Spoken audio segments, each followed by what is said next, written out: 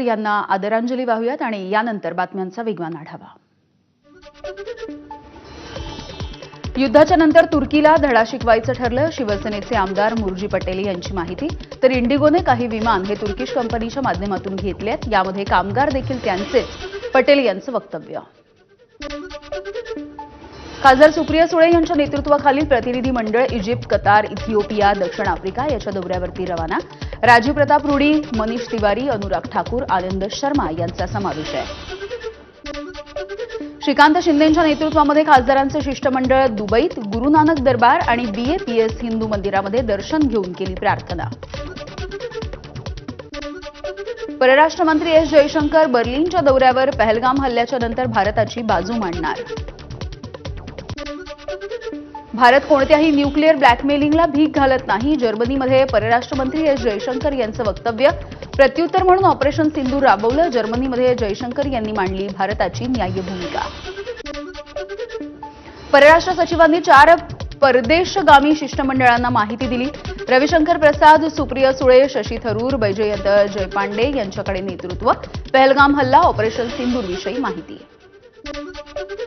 खासदार शशी थरूर यांच्या नेतृत्वाखाली गट 5 America, Panama, Guyana, Brazil, Colombia दौरा करणार। तेजस्वी सूर्या, मिलिंद देवरा, भुवनेश्वर कलिता यांच्यासोबत अनेक खासदारांचाही सहभाग। राष्ट्रीय सुरक्षा सल्लागार अजित डोवाल रशियाचा दौरा करणार असल्याची सूत्रांची माहिती। ऑपरेशन सिंधूरच्या नंतर डोवाल यांच्या या दौऱ्याला विशेष महत्त्व आहे। भारत पुढच्या महिन्यामध्ये करणार जागतिक बँकेकडून पाकिस्तानला मिळालेल्या निधीचा निषेध, पाकिस्तान या निधीचा दुरुपयोग करत असल्याचा आरोप आहे। राहुल गांधी या जम्मू काश्मीरच्या दौऱ्यावर, पूंछमध्ये पाकिस्तानच्या गोळीबारामध्ये जखमी झालेल्यांची आज भेट घेणार। पूंछमध्ये पाकिस्ताननं केलेल्या गोळीबारामध्ये अनेक जण जखमी झाले।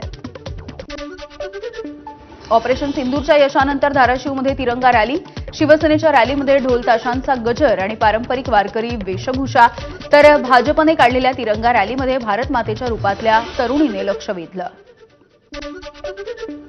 पोलीस आणि केंद्राच्या मदतीने नक्षलवाद जवळपास संपुष्टात आणला, उपमुख्यमंत्री एकनाथ शिंदेंची प्रतिक्रिया। 27 नक्षलवादी मारले गेले, बसवराज हा नक्षलवादी मारला गेलाय, शिंदेंची माहिती।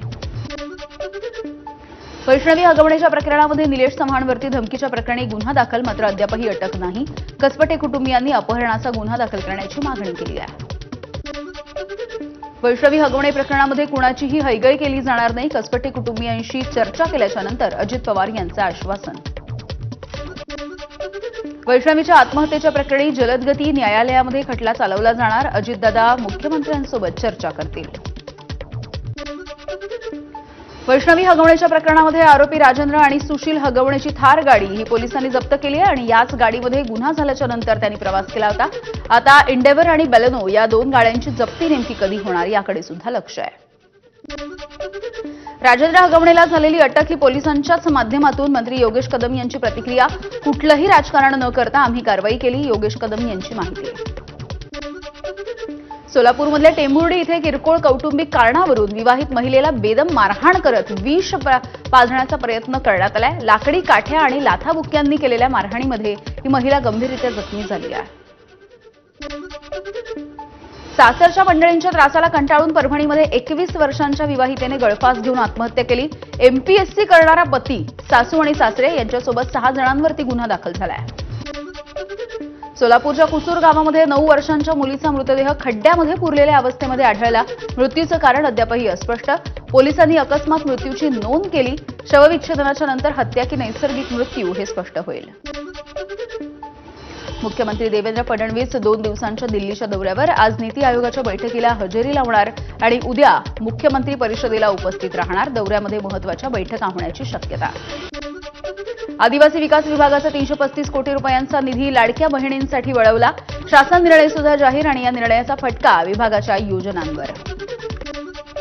अकोल्यामध्ये शिंदेंच्या शिवसेनेमधला अंतर्गत वाद चव्हाट्यावर आलाय, पक्षाचे माजी आमदार गोपीकिशन बजोरी यांना पक्षामध्येच विरोध। आढावा बैठकीमध्ये कार्यकर्त्यांनी दिले बजोरिया हटाव, शिवसेना बचावचे नारे।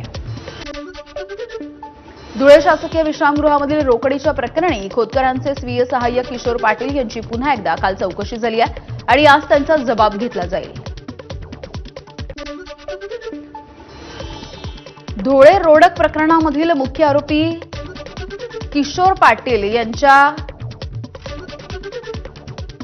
धुळ्यामधल्या रोकडच्या प्रकरणामधील आरोपी किशोर पाटील यांच्या मोबाईलचा सीडीआर पोलीस यंत्रणेने सायबर शाखेकडून मागवलाय।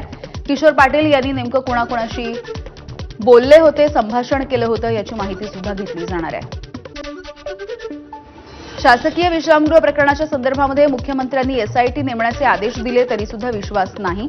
माजी आमदार अनिल गोटे यांची माहिती। मुख्यमंत्री देवेंद्र फडणवीस यांच्या कार्यप्रणालीवरती गोटे यांचं प्रश्नचिन्ह। आरोप करणारे देखील तेच आहेत आणि शिक्षा मागणारे सुद्धा तेच आहेत। अनिल गोटे यांच्या प्रतिक्रियेवरती अर्जुन खोतकर यांची प्रतिक्रिया। झालेल्या प्रकाराचा आणि माझा काही एक संबंध नाही, खोतकरांची माहिती।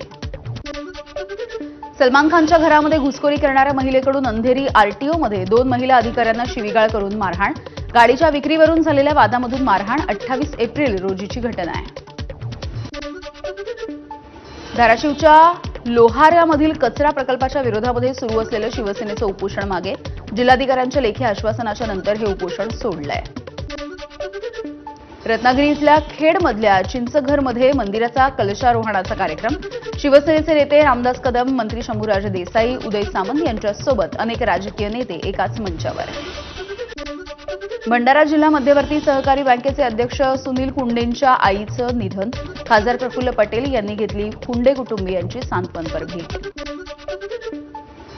गेटवे ऑफ इंडिया जवळच्या हेरिटेज वॉलला तडे गेले आहेत। नगर टर्मिनल आणि जेट्टीच्या कामामुळे तडे गेल्याचा स्थानिकांचा आरोप आहे। रेडिओ क्लब जवळ नव्या टर्मिनल आणि जेट्टीचं काम महाराष्ट्र मेरीटाईम बोर्डाकडून सुरू आहे। भिवंडीमध्ये पावसाळ्यामधल्या दुर्घटना टाळण्यासाठी 21 अतिधोकादायक इमारती केल्या निष्कासित। ठाणे मनपाच्या हद्दीमधील धोकादायक आणि अतिधोकादायक इमारतींचा प्रश्न ऐरणीवर। मुंबईमध्ये मुसळधार पावसाची शक्यता। महावितरण हाय अलर्टवर। वीज पुरवठा खंडित झाल्यास तातडीने सुरळीत करावा। सोबतच 24 तास आपत्कालीन नियंत्रण कक्ष सुद्धा स्थापन। कोकण किनारपट्टीवरती रेड अलर्ट। सिंधुदुर्ग जिल्ह्यामध्ये आणखी 2 दिवस मुसळधार पाऊस पडण्याचा अंदाज आहे। ताशी 45 ते 60 किलोमीटर वेगाने वारे वाहण्याची शक्यता। रत्नागिरी, सिंधुदुर्ग आणि रायगडमध्ये काही भागामध्ये अतिवृष्टीची शक्यता। मध्य महाराष्ट्रामधल्या घाट परिसरामध्ये देखील जोरदार पावसाचा अंदाज। मुंबईमध्ये पावसाचा जोर कमी राहणार, खबरदारी म्हणून येलो अलर्ट। मान्सून पुढील 2 दिवसांमध्ये केरळमध्ये दाखल होण्याची शक्यता। 1 जूनपर्यंत महाराष्ट्रामध्ये सुद्धा येण्याची शक्यता, हवामान विभागाची माहिती। सोलापूरच्या उजनी धरणाच्या पाण्याच्या पातळीमध्ये गेल्या 3 दिवसांमध्ये 1.2 टीएमसीने वाढ झाली आहे। उजनी धरणाच्या पाणलोट क्षेत्रामध्ये पाऊस झाल्यामुळे उजनी धरणाच्या पाण्याच्या पातळीमध्ये वाढ झाली आहे। साताऱ्याकडून कास पठाराकडे जाणाऱ्या रस्त्यावरती काल रात्री उशिरा कोसळली दरड आणि त्यामुळे वाहतूक विस्कळीत झाली आहे। एकेरी वाहतूक सुरू असल्यामुळे वाहन चालकांना अडचणी येत आहेत। वाशिम जिल्ह्यामध्ये मालेगाव रिसोड तालुक्यामध्ये वादळी वाऱ्यासह पावसाचा कहर। घोटाफाटा इथे विद्युत खांब कोसळल्यामुळे वाहतूक ठप्प। दोन्ही बाजूने वाहनं अडकली। शिरपूर बेलखेडा रस्त्यावरती पूरसदृश्य स्थिती आहे। कोल्हापूरमध्ये गेल्या 4 दिवसांपासून मुसळधार पाऊस सुरू आहे। पावसामुळे पंचगंगा नदीच्या पाण्याच्या पातळीमध्ये वाढ झाली। पाण्याच्या पातळीमध्ये वाढ झाल्यामुळे वाहतुकीसाठीचा रस्ता बंद झाला आहे। रत्नागिरीमध्ये पावसामुळे पोमेंडी खुर्दमधली संरक्षक भिंत कोसळली। दुर्घटनेमध्ये 3 जण जखमी झालेत आणि या जखमींमध्ये 2 वर्षांच्या मुलाचा समावेश आहे। मालवणातल्या धामापूर मोगर्णे इथे राहत्या घरावरती दरड कोसळली। दरड कोसळल्यामुळे पडवीत बांधलेली गाय गंभीररित्या जखमी झाली। नंदुरबारच्या शहादामध्ये लहान मुलावरती भटक्या कुत्र्याने हल्ला केला। रस्त्याने जाणाऱ्या दुचाकीस्वारामुळे हा मुलगा थोडक्यात बचावलाय। हल्ल्याची ही घटना सीसीटीव्ही कॅमेऱ्यामध्ये कैद झाली आहे। सोलापूरच्या कुसूरमध्ये 9 वर्षीय शाळकरी मुलीचा मृतदेह पुरलेल्या अवस्थेमध्ये आढळल्यामुळे खळबळ। मृत्यूचं कारण अद्यापही अस्पष्ट आहे। पोलिसांकडून तपास सुरू। जालन्याच्या अंबड तालुक्यामधील सुखापुरी फाट्यावरती भीषण अपघात झालाय। ट्रॅव्हल्स आणि टेम्पोचा हा अपघात झालाय। समोरासमोर धडक झाली आहे। या घटनेमध्ये 3 जणांचा मृत्यू झाला तर 8 जण जखमी आहेत। अकोल्याचे नवे पोलीस अधीक्षक अर्चित चांडक यांनी पदभार स्वीकारला। त्यांनी बच्चन सिंह यांच्याकडून सूत्र हाती घेतली। 2018च्या बॅचचे आयपीएस असलेले चांडक याआधी नागपूरच्या वाहतूक विभागामध्ये उपायुक्त होते। बुलडाण्याचे पोलीस अधीक्षक विश्व पानसरे यांच्या बदलीला स्थगिती। पानसरे यांच्याकडून कॅटमध्ये याचिका दाखल करण्यात आली होती आणि यानंतर केंद्रीय प्रशासनिक न्यायाधिकरणाने स्थगिती दिलेली आहे. विदर्भामधल्या 86,000 हेक्टर झुडपी जंगल वनक्षेत्र म्हणून घोषित झालंय. महसूल विभागाकडून वन विभागाकडे हस्तांतर. सुप्रीम कोर्टाच्या निर्णयामुळे लाखो कुटुंबावरती बेघर होण्याचा धोका. नाना पटोले यांची पुनर्विचार याचिकेची मागणी. भारत मंडपममध्ये आज नीती आयोगाची 10वी बैठक आहे. पंतप्रधान मोदींच्या अध्यक्षतेखाली सर्व राज्याचे मुख्यमंत्री सहभागी होतील. ममता बॅनर्जी मात्र गैरहजर राहणार.